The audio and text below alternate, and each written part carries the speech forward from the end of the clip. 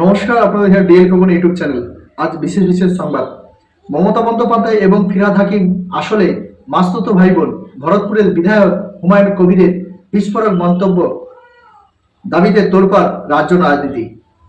এবার কি তবে ঘাসফুল শিবিরের সঙ্গে সব সম্পর্ক ছিন্ন করতে চলেছেন এই দাপুটের নেতা?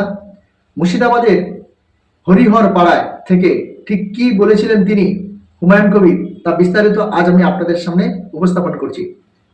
বিস্তারিত জানতে হলে আপনাদেরকে শেষ পর্যন্ত ভিডিওটি দেখতে হবে। নমস্কার, আপনাদের ডিএল চ্যানেল ইউটিউব আপনাদের সঙ্গে সবসময়। দীর্ঘদিন ধরেই বেসুরে ছিলেন তিনি, আর একবার সরাসরি আক্রমণ শাসালেন খোদ দলনেত্রী মুখ্যমন্ত্রী মমতা বন্দ্যোপাধ্যায় ও অভিষেক বন্দ্যোপাধ্যায়ের বিরুদ্ধে। ভরতপুরের তৃণমূল বিধায়ক হুমায়ুন কবিরকে ঘিরে এখন সরগরম রাজ্য রাজনীতি। মুর্শিদাবাদ তথা বাংলার রাজনীতিতে সাম্প্রতিক হরিহর পাড়ায় একটি জনসভায় যোগ দিতে গিয়ে বিস্ফোরক মেজাজে ধরা দিল আবারও হুমায়ুন কবির।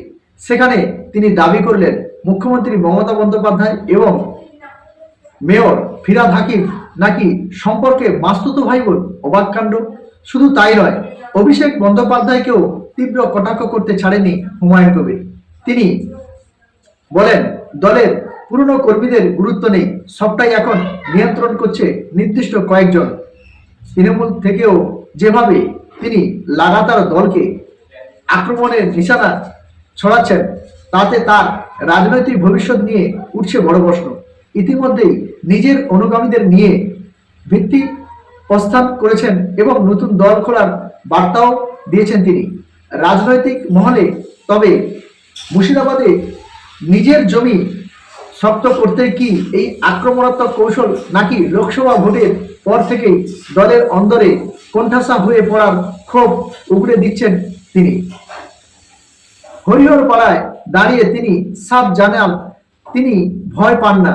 তৃণমূলের দলের সঙ্গে দূরত্ব বাড়িয়ে তিনি এখন নিজের আলাদা শক্তির পরিচয় দিতে মরিয়া চেষ্টা করছেন হুমায়ুন কবির।